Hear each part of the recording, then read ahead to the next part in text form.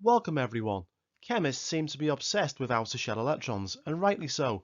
All chemical reactions involve the breaking and forming of chemical bonds, and all chemical bonds involve outer shell electrons. Ionization energy is a way of measuring the ease with which an atom or an ion will lose an electron. Ionization energy data can be used to compare and explain the reactivities of atoms and ions. In this walkthrough, I'll explain the difference in ionization energy of two metals by comparing the factors that impact the attraction between the nucleus and outer shell electrons. Here's the format for the walkthrough. It's an AQA A-level chemistry past paper question. Details are in the description. Let's get started. Here's the question. First ionization energy is defined as the energy required to remove 1 mole of electrons from 1 mole of gaseous atoms to form 1 mole of gaseous 1 plus ions. You could be asked for this definition in an exam. You could also be asked to give an equation that represents the first ionization energy of a specific atom. Here, I have given the equation that represents the first ionization energy of calcium. Second ionization energy is defined as the energy required to remove 1 mole of electrons from 1 mole of gaseous 1 plus ions to form 1 mole of gaseous 2 plus ions. I have also given an equation to represent the second ionization here, this time for potassium.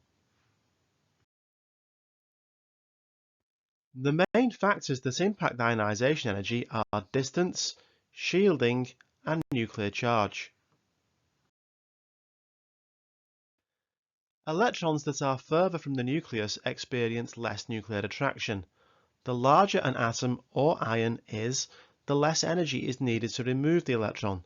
The greater the distance between the outermost electron and the nucleus, the lower the ionization energy will be. Full shells of electrons between the nucleus and the outermost electron cause shielding. The inner shells reduce the attraction between the outermost electron that is being removed and the positive nuclear charge. More inner electron shells leads to a greater shielding effect and lowers the ionization energy. The nucleus contains protons and has a positive charge. The more protons that are in the nucleus, the greater the nuclear charge. A greater nuclear charge leads to a higher ionization energy. Before we take a look at second ionization energy, let's think about the first ionization energy for atoms of potassium and calcium. Using the Bohr model, we can see that both atoms have the same number of electron shells. The outermost electron in both atoms will experience similar shielding.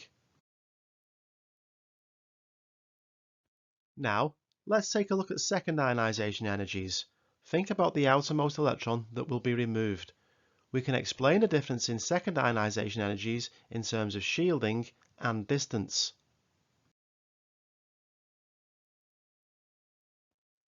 Let's address the question. In the second ionization of calcium, the electron that is removed is further from the nucleus and experiences more shielding. We could also say that there is less attraction between the nucleus and outermost electron.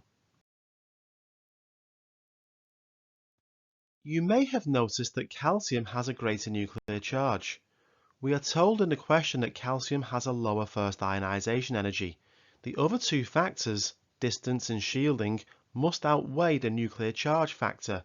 You are not required to explain this in order to address the question.